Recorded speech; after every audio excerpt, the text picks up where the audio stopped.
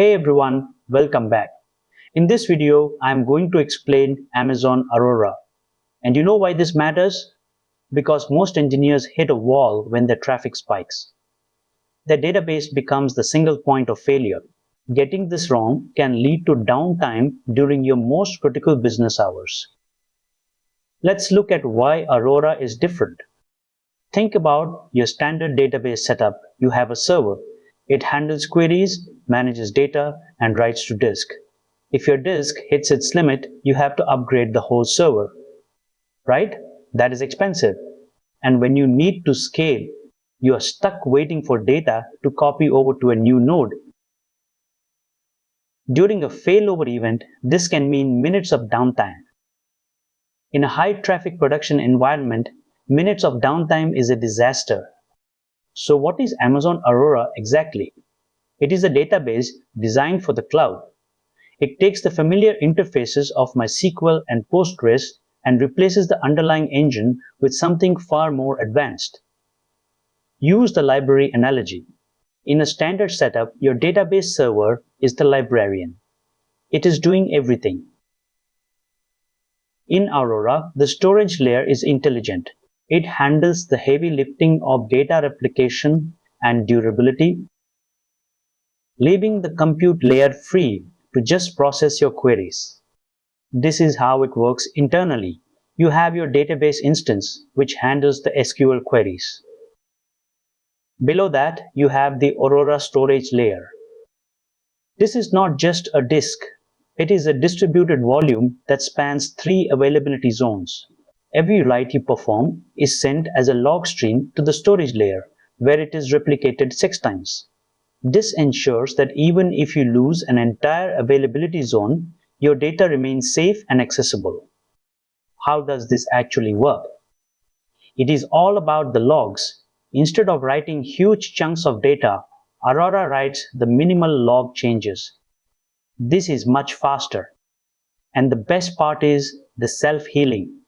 The storage nodes are constantly talking to each other. If one node reports a checksum error, another node immediately provides the correct data. Your application never even knows there was a problem. That is the power of a cloud-native architecture. Let's break down the key features. First, the global database. This lets you replicate data globally for disaster recovery. Second, auto-scaling storage. You don't have to manage partitions. It just grows. Third, the serverless option. You only pay for what you use during quiet periods. Finally, fault tolerance. Aurora is designed to survive losing 2 copies of data across zones. That is high availability built into the core. Before you start, make sure you have an active AWS account. You will need the AWS CLI installed on your machine. You can verify this by running the version command in your terminal. You also need a VPC setup with at least 2 subnets. This is mandatory for the high availability features. If you are new to AWS, start by exploring the VPC console in your browser before running any commands. To deploy your first cluster, use the RDS create DB cluster command. Line 2 sets your unique cluster identifier. Line 3 and 4 specify the engine version.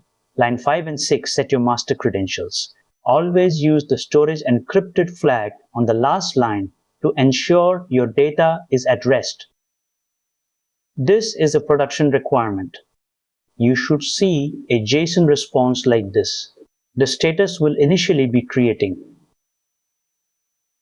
Copy that endpoint address. That is the DNS name your application will use to connect. Do not use the individual instance endpoints, as those will change during failover. In production, you want read scaling. Use the create DB instance command to add a replica. Notice we pointed to the cluster identifier on line 3. This replica will automatically start pulling data from the cluster volume. It is ready for traffic in minutes. The output confirms the replica is being created. The promotion tier is set to 1 by default, which means if the primary fails, this replica is the first candidate for automatic promotion. Perfect. If you see this connection refused error, it is almost always a security group issue. Aurora is private by default. Your application server is likely in a security group that is not permitted to talk to the Aurora port. You need to update your Aurora security group to allow inbound traffic from your application servers. Security group ID. The fix is to authorize ingress. Use this command to permit traffic on the standard MySQL port.